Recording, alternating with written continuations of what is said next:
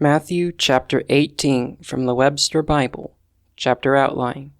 Christ warneth his disciples to be humble and harmless, to avoid offenses, and not to despise the little ones.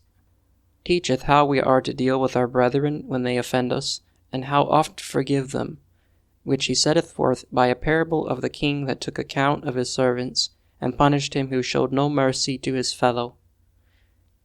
At the same time came the disciples to Jesus, saying, Who is the greatest in the kingdom of heaven? And Jesus called a little child to him, and set him in the midst of them, and said, Verily I say to you, except ye be converted, and become as little children, ye shall not enter into the kingdom of heaven. Whoever therefore shall humble himself as this little child, the same is the greatest in the kingdom of heaven.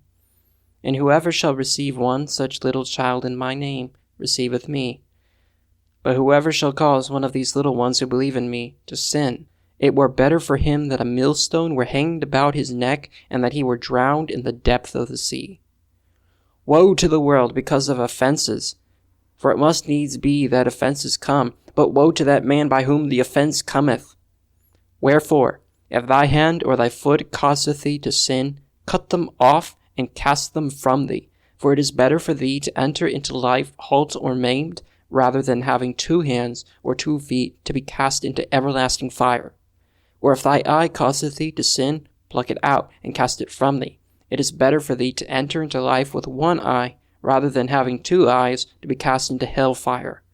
Take heed that ye despise not one of these little ones, for I say to you that in heaven their angels do always behold the face of my Father who is in heaven.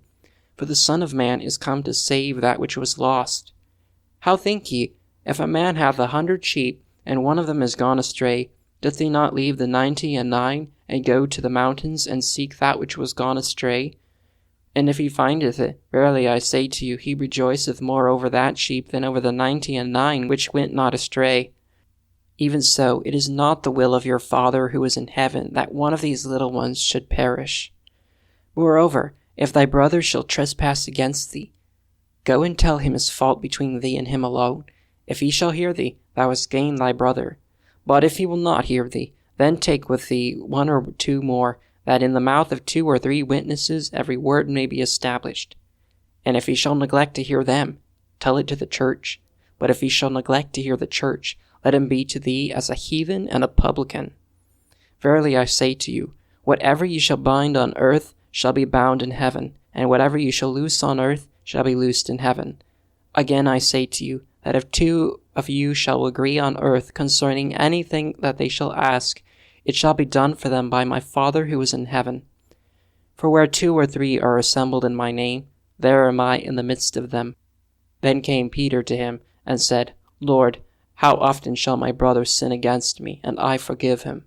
Till 7 times? Jesus saith to him, I say not to thee, until 7 times, but until 70 times 7. Therefore is the kingdom of heaven likened to a certain king who would take account of his servants. And when he had begun to reckon, one was brought to him who owed him 10,000 talents. But as he had not the ability to pay, his Lord commanded him to be sold, and his wife and children, and all that he had, and payment to be made. The servant therefore fell down, and worshipped him, saying, Lord, have patience with me, and I will pay thee all. Then the Lord of that servant was moved with compassion, and loosed him, and forgave him the debt. But the same servant went out, and found one of his fellow servants, who owed him 100 pence. And he laid hands on him, and took him by the throat, saying, Pay me what thou owest. And his fellow servant fell down at his feet, and besought him, saying, Have patience with me, and I will pay thee all. And he would not, but went and cast him into prison, till he should pay the debt.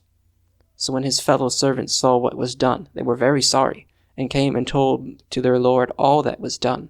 Then his Lord, having called him, said to him, O thou wicked servant, I forgave thee all that debt, because thou desirest me.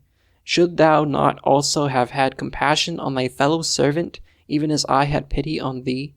And his Lord was wroth, and delivered him to the tormentors, till he should pay all that was due to him. So likewise shall my heavenly Father do to you, if ye from your hearts forgive not every one his brother their trespasses.